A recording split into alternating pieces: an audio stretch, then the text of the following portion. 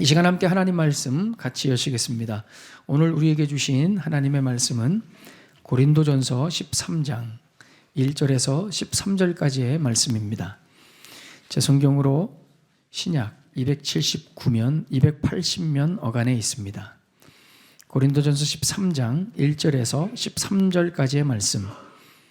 내가 사람의 방언과 천사의 말을 할지라도 사랑이 없으면 소리나는 구리와 울리는 꽹과리가 되고, 내가 예언하는 능력이 있어 모든 비밀과 모든 지식을 알고 또 산을 옮길 만한 모든 믿음이 있을지라도 사랑이 없으면 내가 아무것도 아니요, 내가 내게 있는 모든 것으로 구제하고 또 내 몸을 불사르게 내어줄지라도 사랑이 없으면 내게 아무 유익이 없느니라.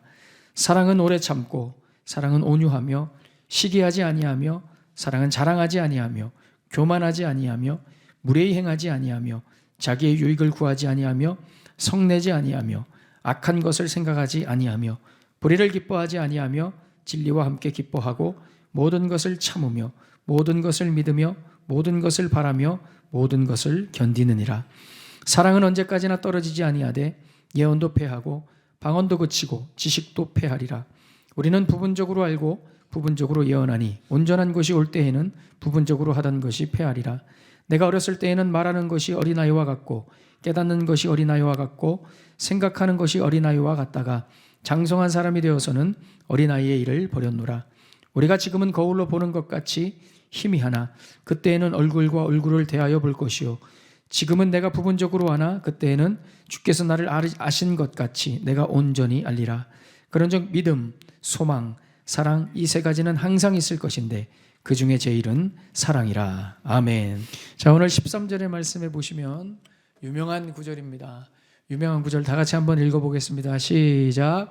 그런즉 믿음, 소망, 사랑 이 세 가지는 항상 있을 것인데 그 중에 제일은 사랑이라. 아멘.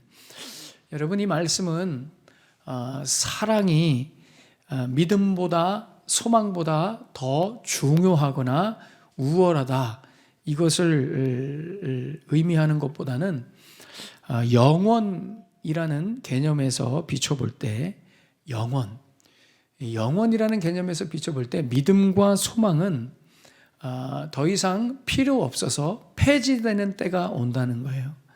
그런데 사랑은 그렇지 않고 영원에서 영원까지 계속된다는 차원에서 사랑이 제일이다, 이렇게 표현한 것입니다. 이를 8절에서 아주 잘 설명해 주고 있죠. 8절에 보시면 사랑은 언제까지나 떨어지지 아니하되 예언도 패하고 방언도 그치고 지식도 패하리라. 믿음도 소망도 예언도 지식도 방언도 더 이상 필요하지 않아서 이제 중단되고 폐지되는 때가 온다는 것이죠. 여러분, 하나님 나라에 들어가면 더 이상 믿음을 가질 필요가 없습니다. 우리가 하나님을 다시 만나게 되면 하나님을 소망으로 이렇게 기대할 필요도 없어지죠. 그잖아요. 천국 가면 믿음과 소망을 가질 필요가 없습니다. 예언이나 방언은 더더욱 필요 없습니다. 유일하게 사랑만 남습니다. 유일하게 사랑만 가지고 가는 것입니다. 왜냐?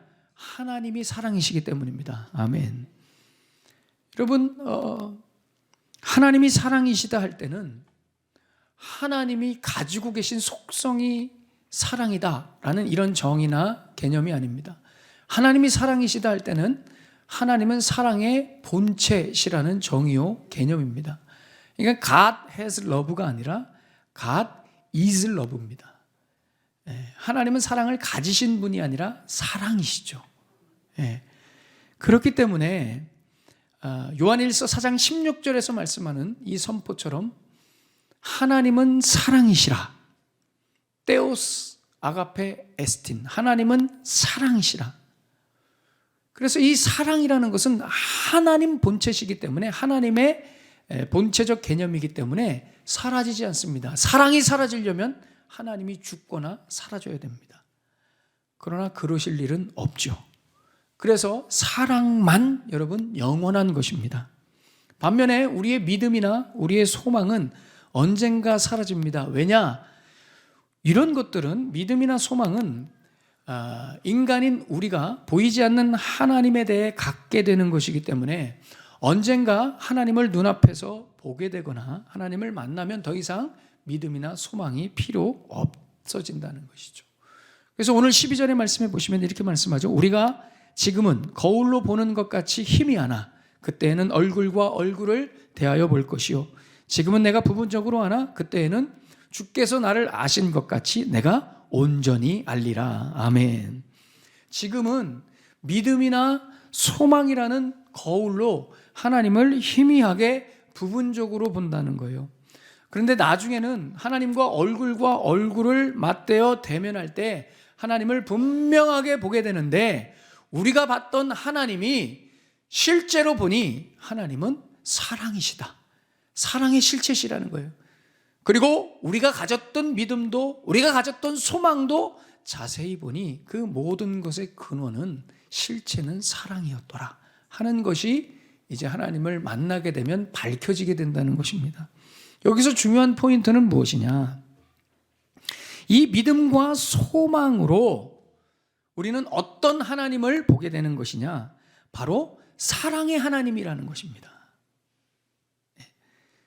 그러니까 우리의 믿음도 우리의 소망도 결국은 무엇을 향해 정조준하고 있느냐? 어떤 포인트로 바라보아야 되느냐? 바로 사랑이라는 것입니다. 왜냐?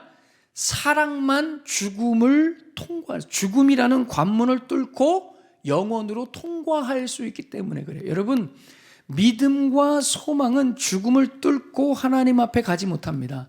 사랑이라는 하나님의 본체 되시는 그 사랑이 우리에게 부은 바 되어서 그것을 가지고 가야 그 죽음의 관문을 뚫고 하나님 앞에 가는 거예요.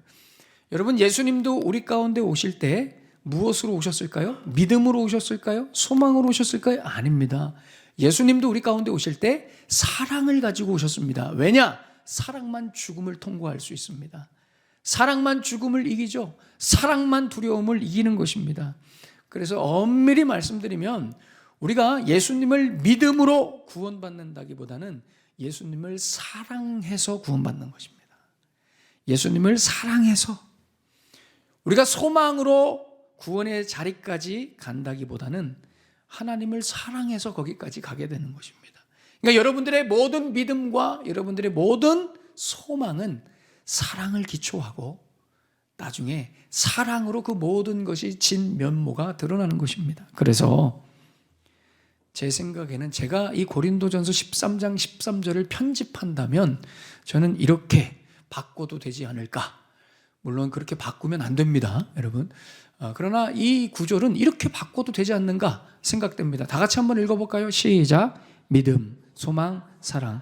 이 세 가지는 항상 있을 것인데 결국 믿음도 사랑이 되고 소망도 사랑이 될 것이다. 아멘. 믿음과 소망이 결국은 사랑으로 나타나야 된다는 것입니다. 마태복음 22장에 보시면 한 율법사가 예수님을 시험합니다. 22장 35절에서 40절에 이렇게 말씀합니다. 그 중에 한 율법사가 예수를 시험하여 묻되 선생님, 율법 중에서 어느 계명이 크니까?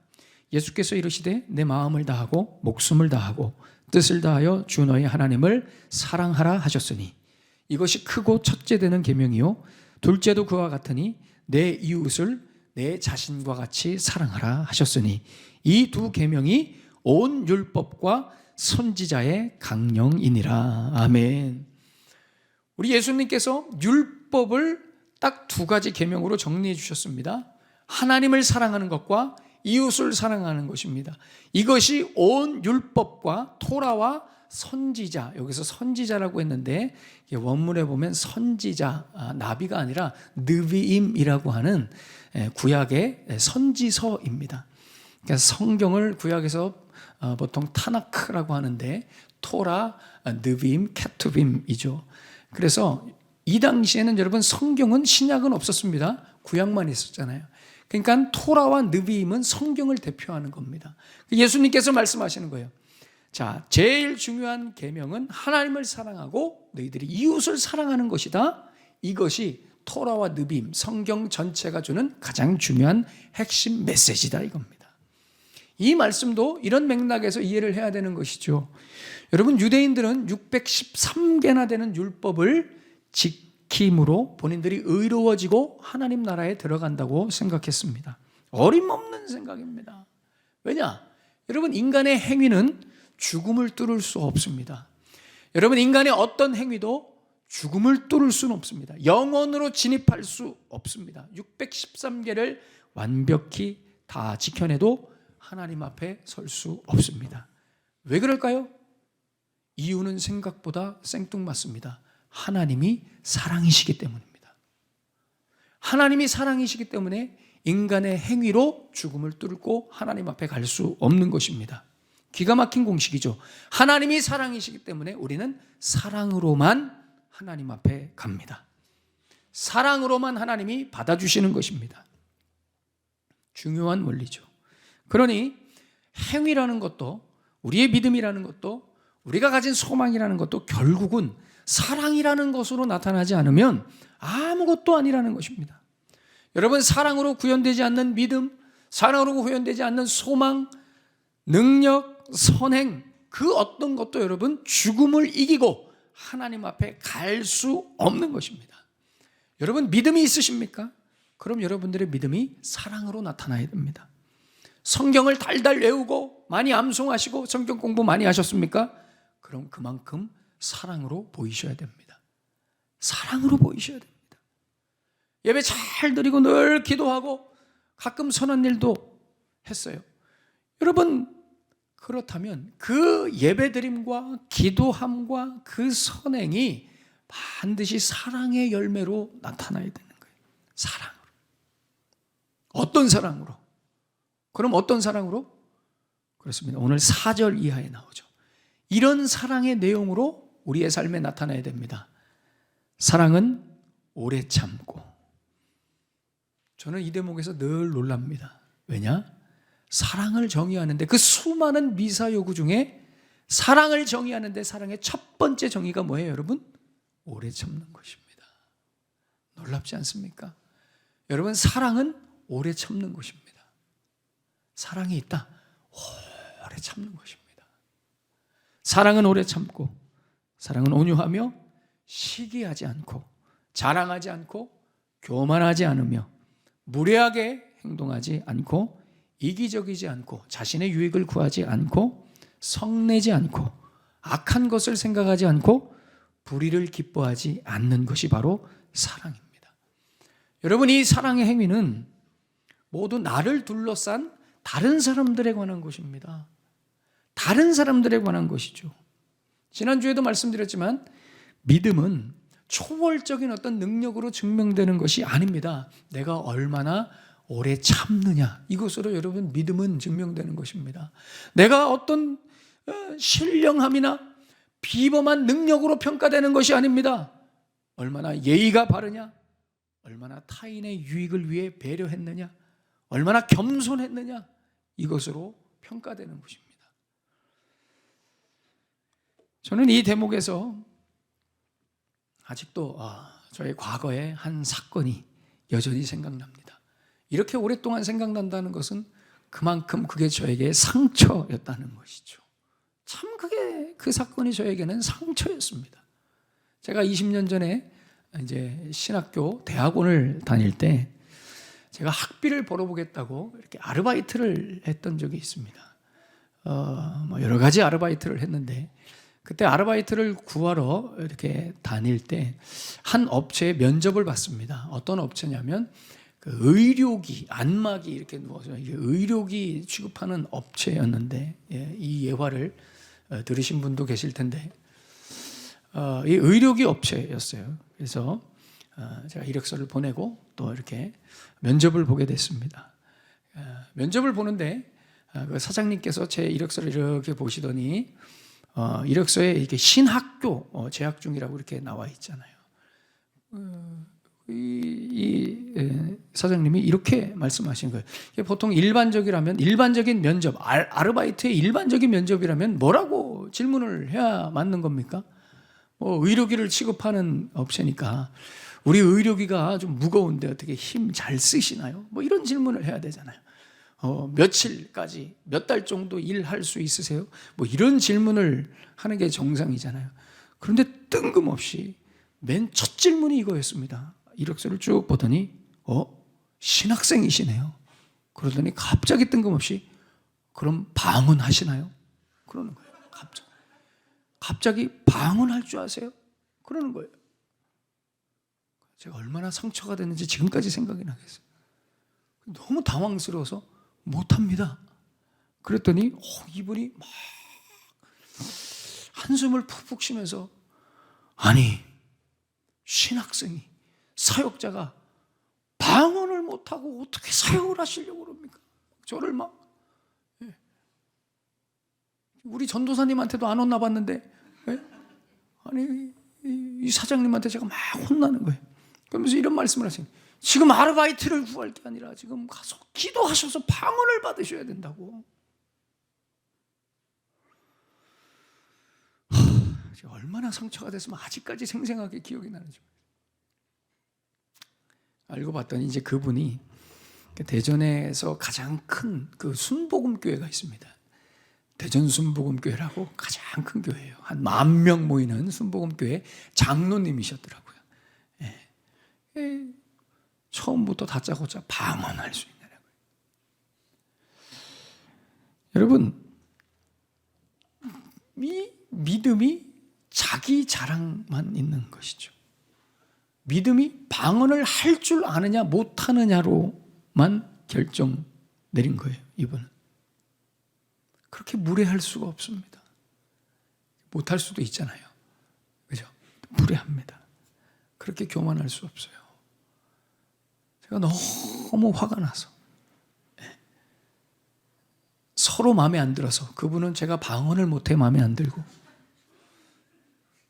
저도 그분이 마음에 안 들고 그래서 결국은 거기서 일하지 않고 제가 그 옆에 바로 한 100m 떨어진 분식집 배달 아르바이트로. 그런데 놀라운 사실은 그 분식집 사장님은 여호와의 증인이었습니다. 여호와의 증인이. 그래서 맨날 토요일 날 이상하게 어디 모임을 가고 제가 신학생인 줄 알면서도 저한테 그렇게 잘해주는 거예요. 이야, 순복음교회보다 여호와의 증인이 낫다. 취소하겠습니다. 이거 문제가 될 수 있는.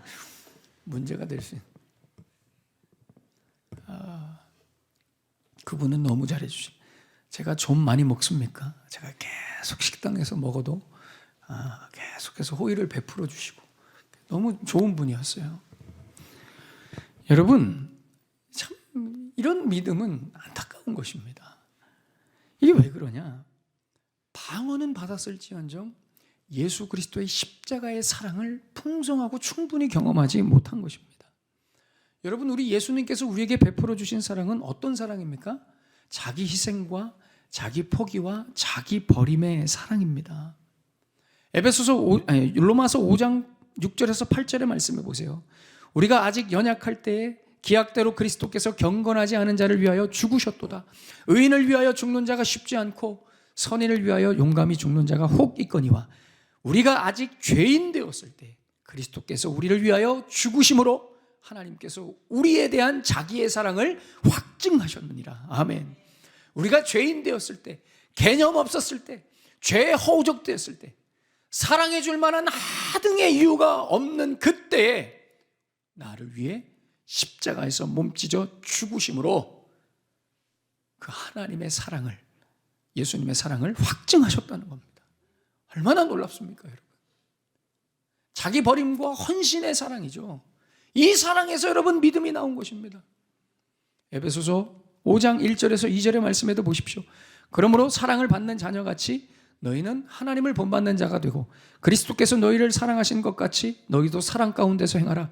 그는 우리를 위하여 자신을 버리사 향기로운 제물과 희생 제물로 하나님께 드리셨느니라. 아멘. 여기서 우리가 중요하게 생각해야 되는 포인트는 우리를 위하여 자신을 버리사. 여러분, 예수님께서 우리에게 베풀어 주신 사랑은 자신을 버린 사랑이었습니다. 갈라디아서 2장 20절도 말씀하시죠. 내가 그리스도와 함께 십자가에 못 박혀 죽었나니 그런즉 이제는 내가 산 것이 아니고 내 안에 그리스도께서 사셨습니다. 이제 내가 육체 가운데 사는 것은 나를 사랑하사 나를 위하여 자기를 버리신, 나를 위하여 자기를 버리신, 자기 자신을 버리신 하나님의 아들을 믿는 믿음 안에서 사는 것입니다. 여러분, 이 사랑이라는 단어는 예수님께서 나를 위해서 예수님 자신을 희생시켜서 나온 단어입니다. 사랑이라는 단어 자체가 그런 것입니다. 그래서 사랑은 기본적으로 여러분 희생인 것입니다. 사랑은 헌신인 것입니다. 여러분, 사랑은 자기 버림입니다.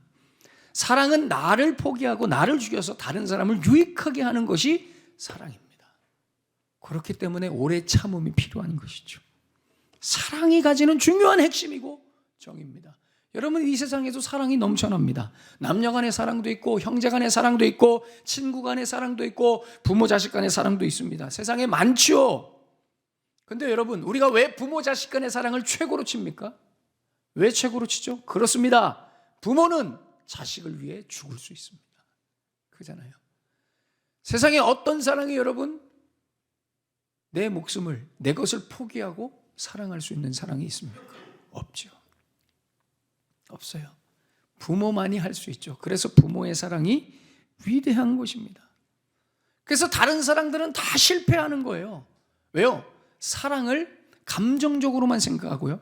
사랑을 내 만족 위주로만 생각하고요. 사랑을 늘 받는 데에만 집중하기 때문에 그렇습니다. 여러분, 여기서 한 가지 여러분들에게 분명하게 짚고 넘어갑니다. 여러분, 사랑은 받는 것이 아닙니다. 받으려고 하지 마십시오. 사랑은 주는 것입니다. 사랑의 정의 자체가 받는 사랑이라는 것은 없습니다. 사랑은 늘 주는 것입니다. 여러분, 2024년도 교회 트렌드라고 하는 책이 있어요. 매해 새해가 되면 교회 트렌드를 이렇게 알려주는 책이죠. 거기에 보면은 이 사회는 점점 외로운 사회가 될 거라는 거예요. 그래서 여러분, 영국에는 외로움을 해결해주는 고독을 해결해주는 이런 뭡니까? 정부 부처도 생겼죠. 그래서 고독부 장관이 있습니다. 그만큼 이 고독의 문제가 굉장히 심각하다는 거예요. 그런데 교회도 마찬가지예요. 교회도 점점 교회 안에 외로움을 겪는 사람들이 많다는 거예요. 왜 그럴까요? 여러 가지 이유가 있겠지만 저는 그 이유를 이 대목에서 꼽습니다. 사랑을 자꾸 받으려고만 한다는 거예요. 사랑을 받으려고만, 사랑을 해주려고, 내가 사랑을 하려고 하지 않고 자꾸 받으려고만 한다는 거예요. 목사님의 사랑, 전도사님의 사랑, 옆 지체들의 사랑, 내가 사랑하려고 하지 않는 거예요. 여러분, 사랑은 정의 자체가 하는 것입니다. 받는 사랑은 없습니다. 받는 사랑은 어린아이일 때만 받는 것입니다. 수준이 낮을 때만 받는 것입니다. 사랑을 알게 되면 알수록 하게 되는 것입니다. 주는 것입니다. 내 것을 아낌없이 주는 것이죠. 그래서 여러분, 이 세상이 사랑에 대해서 실패하는 것입니다. 그나마 부모 자식 간의 사랑만 제대로 사랑 구실을 하는 것이죠. 그런데 요즘은 이마저도, 부모 자식 간의 사랑마저도 위태위태합니다. 세상이 사랑에 대해서 실패하는 이유는 자기 희생과 헌신이 없어서 그렇습니다. 인간은 이걸 해낼 여력이 없어요. 이게 너무 힘들어요. 다른 사람을 위해서 나를 희생한다, 내 것을 포기하고 다른 사람에게 준다, 나를 버리고 저 사람을 살린다. 여러분, 이것은 죄를 가진 인간이 하기에는 너무 버거운 일입니다. 그래서 인간은 할 수 없어요. 인간 자체로는 할 수 없어요. 그래서 하나님께서 우리에게 그 사랑을 부어주신 것입니다. 그래서 여러분, 사랑의 본체이신 예수님을 만나지 않으면 우리는 온전한 사랑을 해낼 수 없습니다. 예수님의 사랑을 경험해야 우리는 부부간에도 온전한 사랑을 할 수 있고요, 부모 자식 간에도 온전한 사랑을 할 수 있고, 친구 간에도, 연인 간에도 온전한 사랑을 할 수 있는 것입니다. 우리는 사랑에 대해 상처가 있기 때문에 사랑을 못하는 것입니다. 늘 받으려고만 하는 것이죠. 사랑에 실패합니다. 신자들도 마찬가지죠. 예수님을 믿는다 하면서 예수님의 그 사랑을 뜨겁게 경험하지 못했거나 시간이 지나면서 그 사랑이 모호해지고 흐릿해지고 흐릿해지면 문제가 생깁니다. 어떤 문제가 생길까요? 사랑을 경험하지 못했거나 사랑이 지금 흐릿해지면 나타나는 증상이 뭐냐면 판단과 정죄입니다. 늘 판단하고 정죄합니다. 잘못된 것만 집어내는 겁니다. 그러면서 본인이 믿음이 좋다 생각해요.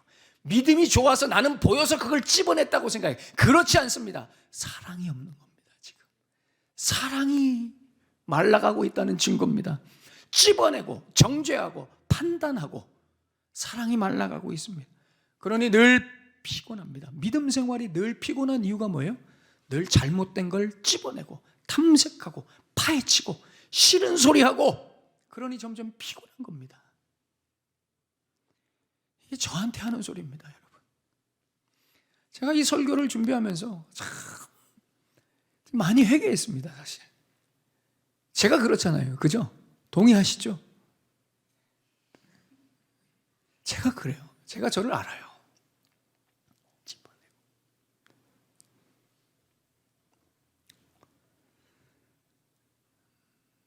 여러분, 믿음은 사랑으로 구현돼야 되는 거죠. 정죄하고 판단해서 사랑이 되지 않습니다. 정죄하고 판단하면 점점 내 의로만 가득 차지는 거예요.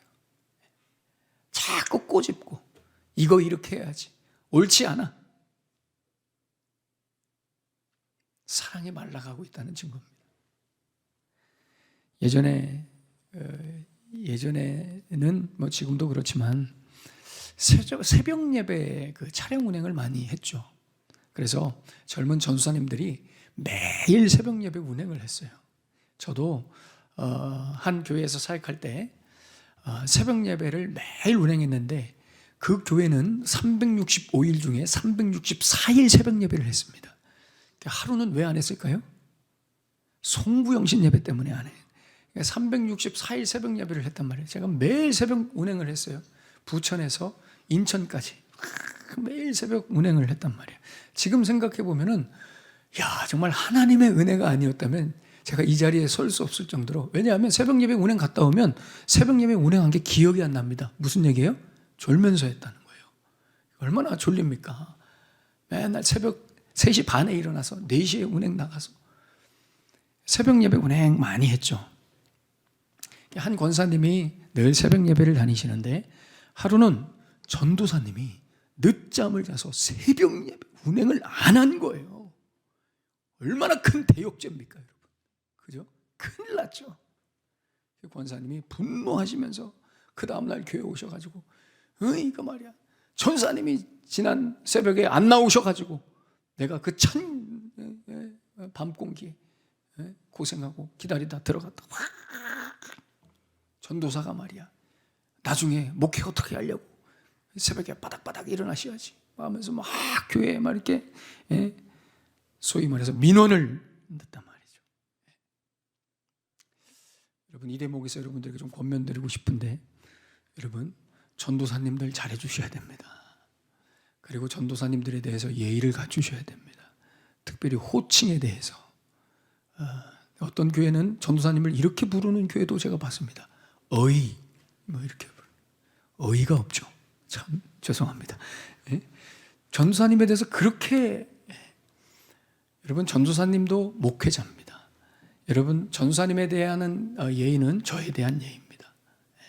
우리 교회는 우리 사역자 전도사님들에 대해서도 잘 예의를 갖추는 그런 교회가 되어야 될 줄로 믿습니다.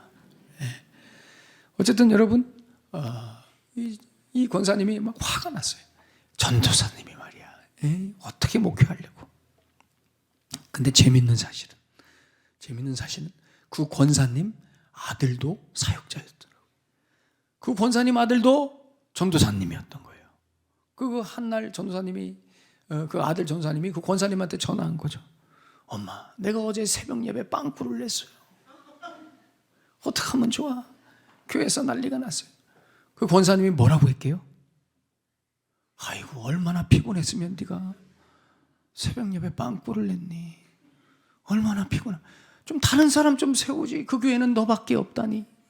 이런 얘기를 하면서.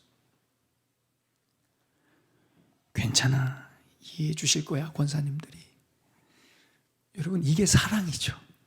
빵꾸내도 자식에게 하는 것처럼 그렇게 하는 게 사랑이란 말이에요. 사랑이죠. 근데 이 사랑이 선택적이에요. 자식은 용서가 되죠. 왜? 자식을 위해서는 다 줄 수 있으니까요. 재밌는 것은 내 자식은 좀 예배 안 나와도, 내 자식은 나가서 밤새 술 먹고 들어와도 용서가 됩니다. 한량없는 은혜로 용서가 되죠. 그런데 교회 장로님이 교회 한번 안 나오거나, 장로님 아들이 교회 한번 안 나오거나, 목사님 아들이 교회 안 나오면 용서가 안 되죠. 그죠? 이상합니다. 아니, 장로님 아들이 교회 안 나와? 아니, 목사님 아들이 저렇게 방탕하게 산단 말이야? 우리는 그것을 용서할 수 없어요. 내 자식은 용서가 되는데. 여러분, 통일이 돼야 될 거 아니야. 다 용서가 되든가 다 용서가 안 되든가 통일이 돼야 되는데, 이 용서가 선택적으로 되는 거예요. 저는 가만 보니까 저는 사실 거꾸로예요. 우리 애들은 용서가 안 되는데 우리 교회 애들은 용서가 됩니다.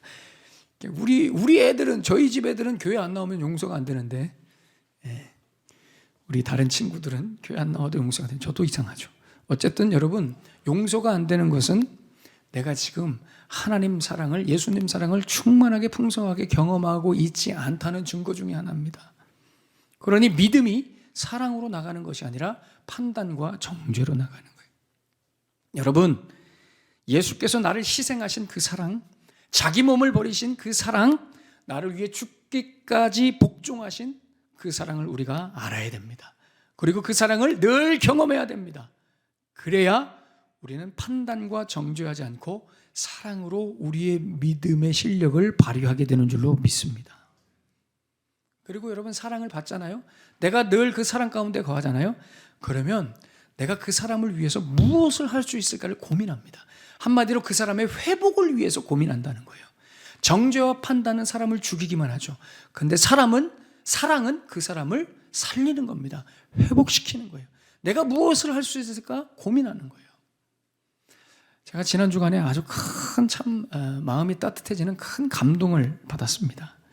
저희 교회 한 젊은 성도님께서 이런 고백을 하시는 거예요. 목사님, 저도 교회를 위해서 뭔가 좀 하고 싶은데 제가 퇴근하고 나서 밤 8시에 교회 와서 좀 청소해도 될까요? 제가 너무 감동을 받았어요. 우리 젊은 성도님이 너무 감동을 받았어요.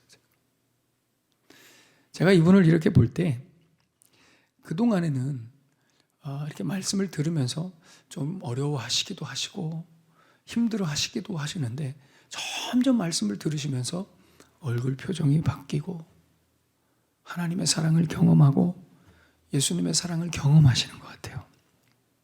그러니 하나님의 사랑을 경험하니 내가 하나님을 위해서, 교회를 위해서 무엇을 할 수 있을까를 고민하신 것 같아요. 그래서 그 피곤한데 그 저녁에 나와서 교회를 청소하시는 거예요. 남편과 아이를 데리고 나와서 그 피곤한데. 제가 너무 감동한 거예요. 너무 하나님 앞에 감사한 거예요. 왜요? 말씀을 듣고 변화돼서 내가 하나님을 위해 무엇을 할 수 있을까? 몸을 움직여 실천합니다. 여러분, 이것보다 더 위대한 기적이 있으면 얘기해 보십시오. 이것보다 더 놀라운 기적이 있으면 얘기해 보시라고요. 저는 너무 감사하고 너무 놀라웠습니다. 저도 이렇게 기쁜데 하나님은 얼마나 기쁘시겠냐고요, 여러분. 얼마나 기쁘시겠냐고요. 너무 감사해요. 네.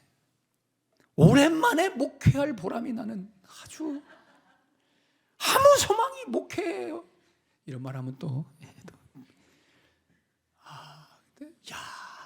참 목회할 만 난다. 뭐 이런, 또 이렇게 얘기하면 어떤 분은 이렇게 생각하실 수 있어요. 목사님, 저는 매주 청소하는데 저한테는 한 번도 그런 말씀 안 하시죠. 여러분들도 훌륭하시죠. 여러분, 탕자의 형이 되지 마십시오.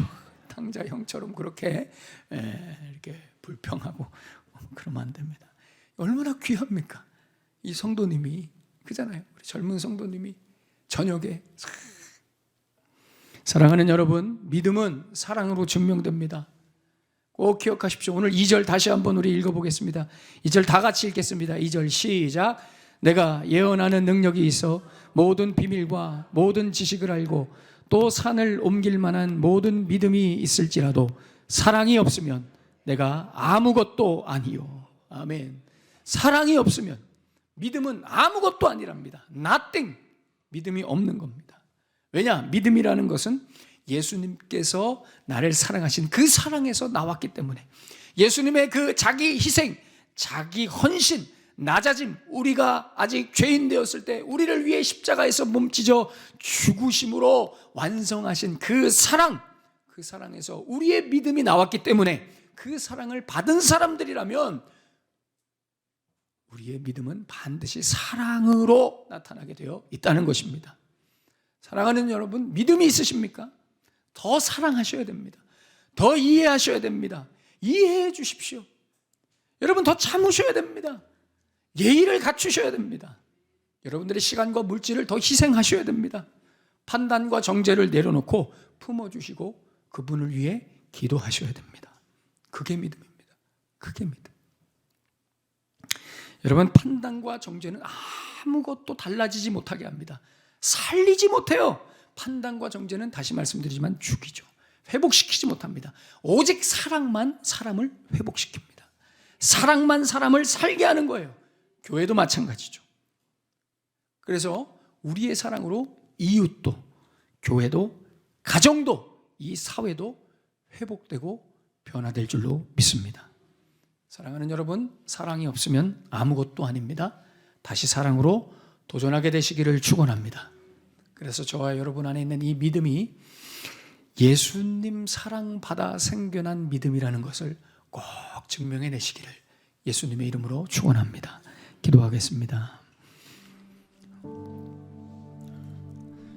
오늘 주신 말씀 우리 가슴에 품으시면서 우리 뜨겁게 기도하십시다. 여러분, 사랑이 없으면 믿음도 가짜랍니다. 믿음이 있다고요? 신령함, 초월적인 능력을 보인다고요? 사랑이 없으면 아무것도 아니랍니다. 오래 참지 못하고, 무례하게 행하고, 온유하지 못하고, 교만하고, 사랑이 없으면 믿음이 아니랍니다. 우리 안에 있는 이 믿음은 예수님께서 죄인된 우리를 위해 몸찢어 자기를 버려 죽어 만드신 사랑입니다. 그러니 우리가 가진 믿음도 소망도 이 사랑 기초 위에 있어야 믿음이며 소망입니다. 결국 이 믿음으로 하나님 앞에 가는 것입니다. 이 시간 다시 한번 말씀 앞에 도전하십시다. 하나님, 더 사랑하겠습니다. 오래 참겠습니다. 무례하게 행하지 않겠습니다. 배려하겠습니다. 판단으로, 정죄로 끝나는 것이 아니라 내가 저 사람을 위해서 무엇을 해줄 수 있을까? 내가 교회를 위해서 무엇을 할 수 있을까? 회복의 사랑 실천하며 살겠습니다. 나는 부족합니다. 그러니 하나님, 사랑으로 채워 주시옵소서. 하나님의 사랑으로 더 채워 주시옵소서. 나를 붙들어 주시옵소서. 오늘 주신 말씀 가슴에 품으시면서 우리 뜨겁게 하나님 앞에 우리 동성으로 기도하며 나가겠습니다. 살아계신 하나님 아버지, 감사합니다. 오 하나님 아버지,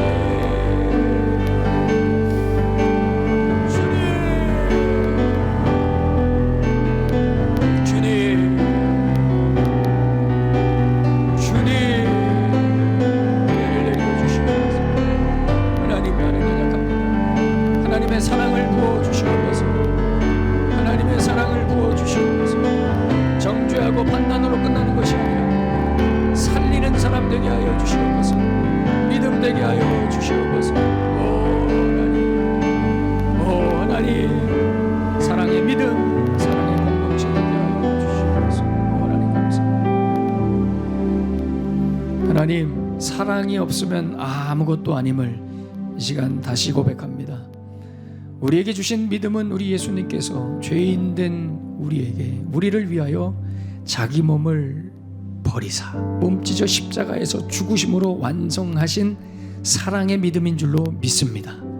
이 사랑의 믿음을 받은 자들은 반드시 그 믿음을 사랑으로 구현해내며 나타낼 줄로 믿습니다. 오래 참고 온유하고 무례히 행치 않고 겸손함으로 내가 그 사람을 위해서 무엇을 해줄 수 있을까? 이런 사랑의 내용으로 믿음을 발휘하게 될 줄로 믿습니다. 하나님 아버지, 이 믿음 다 갖는 우리 원흥성광교회 모든 성도들 되게 하여 주시옵소서. 예수님의 이름으로 축복하며 기도하옵나이다. 아멘.